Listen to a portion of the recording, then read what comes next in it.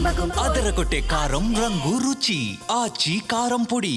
భవానీపురం జోజినగర్ బాధితులు ఆందోళన పోరాటానికి సిద్ధమవుతున్నారు. ఈరోజు అవసరమైతే డిప్యూటీ సీఎం పవన్ కళ్యాణ్, మంత్రి నారా లోకేష్, ముఖ్యమంత్రి చంద్రబాబును కూడా కలవడానికి సిద్ధమవుతున్నారు. ప్రస్తుతం బాధితులను ఒకసారి మాట్లాడదాం. అమ్మ, మీరు ఎన్ని సంవత్సరాల నుంచి ఇక్కడ ఉన్నారు? ఎప్పుడు మీరు ఇక్కడ భూమిని కొనుగోలు చేశారు? మేము 15 సంవత్సరాల నుంచి ఇక్కడ ఉంటున్నామండి. 2011లో మేము కొనుగోలు చేసాము. మేము కొనుక్కున్నప్పుడు మాకు ఎటువంటి ఇంటిమేషన్ అయితే లేదు. ఈ స్థలం కోర్టులో నడుస్తుంది, తిరకాసుల్లో ఉంది అని మాకు ఎవరు చెప్పలేదు. మేము రిజిస్ట్రేషన్ చేయించుకున్నాము. రిజిస్ట్రేషన్ డ్యూటీ ఉంది, స్టాంప్ డ్యూటీ ఉంది, అన్నీ ఉన్నాయి. అన్ని అధికారిక ప్రకారంగా అన్నీ అయినాయి. కరెంట్ ఇచ్చారు, వాటర్ ఇచ్చారు. అలాంటప్పుడు కోర్టు కేసులో నడుస్తున్నప్పుడు వాళ్ళు 1981లో మేము సొసైటీ ఫామ్ చేసుకున్నాం. ఇది నాది అన్నప్పుడు మేము 2011లో కొనుక్కున్నప్పుడు వాళ్ళు ఇక్కడ ఒక బోర్డు పెట్టాలి కదా. మేము కొనుక్కోకుండా ఆగిపోయే వాళ్ళం కదా. మేము మధ్యతరగతి కుటుంబాలం 50 లక్షలు పెట్టి కొనుక్కున్నాం. ఎక్కడికి వస్తే మేము రూపాయి కూడబెట్టుకుని కట్టుకున్నాం. 2011లో ఇల్లు కట్టుకున్నాం. 2022లో చర్చి కానీ స్థలం కొనుక్కొని కట్టుకున్నాం. అప్పుడు వచ్చి ఎవరు ఆపలేదు. ఇప్పుడు వచ్చి కూల్చేస్తున్నారు.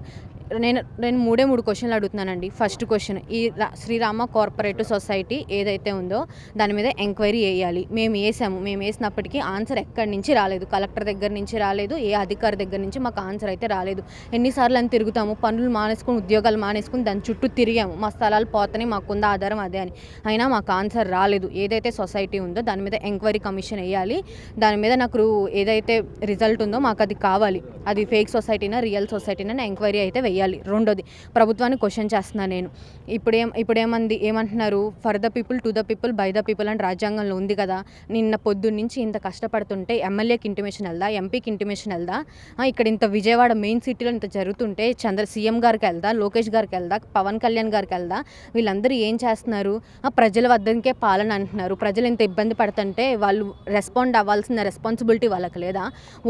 ఓట్లు మాత్రం అడగడానికి అడిగారు, ఓట్లు వేసాము, వీళ్ళతో సంబంధం అయిపోయింది, మేము అధికారంలోకి వచ్చాము, మళ్ళీ ఓట్లు వేసేటప్పుడు వస్తాము అనే ధీమాతో కూర్చుని ఉన్నారండి. నేను కావాలని చెప్పి యాజ్ ఏ ఎడ్యుకేట్ నేను ఉద్యోగం చేసుకుంటున్నా. ఓకే, సీఎం గారు చంద్రబాబు గారు టీడీపీ వస్తే మాకు న్యాయం జరుగుతుంది, ఓకే అన్ని ఉద్యోగాలు వస్తాయి, అన్నీ మాకు సక్రమంగా జరిగిద్ది అని చెప్పి మేము ఉన్న ఏరియాలో మేము అందరం కలిసి కూడగట్టుకొని జనాలందరినీ పోగు చేసుకొని గెలిపించుకున్నాం. ఇప్పుడు మాకు న్యాయం ఏది? మాకు న్యాయం కావాలి. ఏదైతే సొసైటీ ఉందో వాళ్ళు 2005 నుంచే మాకు పేపర్లు చూపిస్తున్నారు. 1981లో ఫామ్ చేసుకున్నాం. 2005 అంటే మీరు కొనుగోలు చేశారు కదా భూమి, ఆ వ్యక్తి ఇప్పుడు మీకు టచ్లో ఉన్నాడా? అతని దగ్గర ఉన్న డాక్యుమెంట్స్ అన్ని పర్ఫెక్ట్గా ఉన్నాయా? ఆయన చనిపోయాడు. ఆయన చనిపోయిన తర్వాతే ఈ కేసు అంతా వాళ్ళ వైపు తిప్పుకొని వెనక మళ్ళీ మేనేజ్మెంట్ అంతా చేసుకుంటూ వచ్చారండి. అది జరిగింది. కొంతమంది ఉన్నారమ్మా, మీరు ఎంత కొనుగోలు చేశారు? ఇక్కడ ఎంత ల్యాండ్? మాది ప్లాట్ నెంబర్ 35 అండి. మేము 2013లో 50 లక్షలు పెట్టి తీసుకున్నాం. గుడివాడ వాళ్ళ దగ్గర తీసుకున్నాము. అలాగే మావి కూడా చాలామంది మేము వేరే వాళ్ళ దగ్గర కొనుక్కున్నట్టే ఇంకా మిగతా వాళ్ళు కూడా చేతులు మారి చివరాఖరికి 2020 వరకు కూడా రిజిస్ట్రేషన్ జరుగుతూనే ఉన్నాయండి.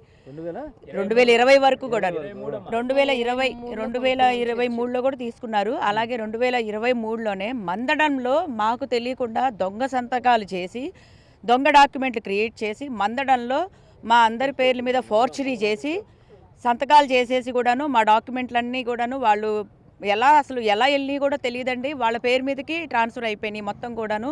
మేము అసలు ఏం చేయాలో కూడా మాకు అర్థం కాలేదు. అప్పటి నుంచి కూడా మేము పోరాడుతూనే ఉన్నాము. అలాగే 2016లో మాకు ఆదిశేషు గారి ద్వారా మాకు నోటీసులు వచ్చినాయండి. అక్కడి నుంచి కూడాను అసలు మాకు ఇంకా అసలు ఏం చేయాలో అర్థం కాలేదు. తిరుగుతూనే ఉన్నాం. నాయకులను పట్టుకున్నాము, లాయర్ దగ్గరికి వెళ్ళాము. మేము లాయర్ దగ్గరికి వెళ్తే లాయర్లను కొలేస్తున్నారు, అలాగే పోలీస్ స్టేషన్కి వెళ్తే పోలీసులను కొలేస్తున్నారు. నాయకులందరూ ఒకటే అయ్యారు. కానీ మాకు అసలు సామాన్య ప్రజలకు అయ్యేసరికల్లా మాకు దిక్కుతోచని పరిస్థితి అయిపోయింది. ఇది మాకు వచ్చిందండి. ఇప్పుడు ఇంకోటి ఏంటంటే, ఇప్పుడు మాకు తెలిసింది ఏంటంటే, ఇది వాళ్ళకి ఈ సిటీలో అనేది 4 ప్రాజెక్టులు అండి వాళ్ళవి. ఇది ఒక ప్రాజెక్టు, ఇది 250 కోట్ల ప్రాజెక్టు. మొత్తం ఇందులో 42 ప్లాట్లు కూడాను. ఒకళ్ళది 180 గజాలు ఉన్నది, ఒకటి 211 గజాలు ఉన్నాయి, కొంతమంది 90 గజాలు ఉన్నాయి. ఇవాళ మా దాకా వచ్చింది, రేపు మీ దాకా రాదా? ఈ 4 ప్రాజెక్టులలో మీ స్థలాలే ఉంటే మీరేం చేస్తారు? రేపు మీయే కూల్చే ఇల్లు. దయచేసి మేలుకోండి ప్రజలారా, మీరు ప్రశ్నించండి, ప్రభుత్వాన్ని ప్రశ్నించండి. ఈ లక్ష్మీరామ కోఆపరేటివ్ సొసైటీ అనేది ఒక దొంగ సొసైటీ. ఈ దొంగ సొసైటీ పేరుతో ఇంకా ఎంతమంది సామాన్య ప్రజానికాన్ని ఇలా ముంచనెత్తుందో మీరు ప్రశ్నించండి. మేము బాధపడుతున్నాం, మాలాగే ఇంకెవరు కూడా బాధపడకూడదు. మాకు కావాల్సింది ఒక్కటేనండి, మేము ప్రశ్నించేది కూడా ఒక్కటే, లక్ష్మీరామ కోఆపరేటివ్ సొసైటీ దాని కాగితాలు, పుట్టు పూర్వోత్తరాలు అన్నీ కూడాను బయటికి తీయాలి. మేమందరం సిద్ధంగా ఉన్నాం. మా రిజిస్ట్రేషన్ పేపర్లు, ఇంటి పనులు, బ్యాంక్ లోను, కరెంటు బిల్లులు అన్నిటితో మేము సిద్ధంగా ఉన్నాము. కానీ అది ఒక దొంగ సొసైటీ అనేది తెలియజేయండి. ఇలాంటి దొంగ సొసైటీలు ఇంకా రాబోయే రోజుల్లో ఇంకా ఎన్ని పుట్టుకొస్తున్నాయో అందులో మీరు ఉంటారు, ప్రశ్నించండి. ఇవాళ మేము బాధపడ్డాము, రేపు మీరు బాధితులు కాకూడదు, మేము పడ్డ బాధ ఎవరు పడకూడదు. నమస్కారం అండి. ఈ అవకాశాన్ని ఇచ్చినందుకు మీడియా వాళ్ళకి ధన్యవాదాలు. చెప్పండి. ఇంకో క్వశ్చన్ అడుగుతున్నానండి. నిన్న 200 మంది పోలీసులు వచ్చారండి. మేము ఇక్కడ ఉండేది 40 కుటుంబాలు. ఈ 40 కుటుంబాలకి 200 మంది పోలీసులను తీసుకొని వచ్చారు. అమీనాలు వచ్చారు. అమీనాలు ఒక 50 మంది వచ్చారు. మాకు ఇలా డెమాలిషింగ్ చేస్తున్నప్పుడు మాకు వన్ డే ఇంటిమేషన్ ఇవ్వాలి కదా. మాకు ఎటువంటి క్యాన్వాస్ చేయలేదు. ఇళ్లలో జనాలు ఉన్నారు, ఖాళీ చేయండి, సామాన్లు భద్రపరచుకోండి అని మాకు ఇంటిమేషన్ ఏమీ లేకుండా పొద్దున్న 6 బుల్డోజర్లు 4 సైడ్లు ముట్ట చేసేసారు. ఆగండి, సామాన్లు ఉన్నాయి అని అమీనా గారి దగ్గరికి వెళ్ళి అడిగితే అమీనా గారు అన్నారు కోర్టు దగ్గర నుంచి నాకు ఆర్డర్ ఉంది అని అన్నారు. ఓకే, కోర్టు దగ్గర నుంచి ఆర్డర్ ఉందని మాకు సుప్రీంకోర్టులో ఇప్పుడు లైవ్ జరుగుతుంది. మీరే చెప్పారు కదా కోర్టు నుంచి ఆర్డర్ ఉంది, మేము ప్రొసీడ్ అవుతున్నామని. సుప్రీంకోర్టులో కేసు నడుస్తున్నప్పుడు ఆపండి, మీకు అధికారం ఉందిగా అంటే నేను ఆపను, నాకు సంబంధం లేదు, నాకు పేపర్ తీసుకొచ్చి ఇవ్వు అంటున్నారు. ఇప్పుడు అమీనా అయినా సరే, లాయర్ అయినా సరే, పోలీస్ అయినా సరే మినిమం కామన్ సెన్స్ ఉంటుంది కదా, చదువుకునే ఆ ప్లేస్ వరకు వచ్చి ఉంటారు కదా.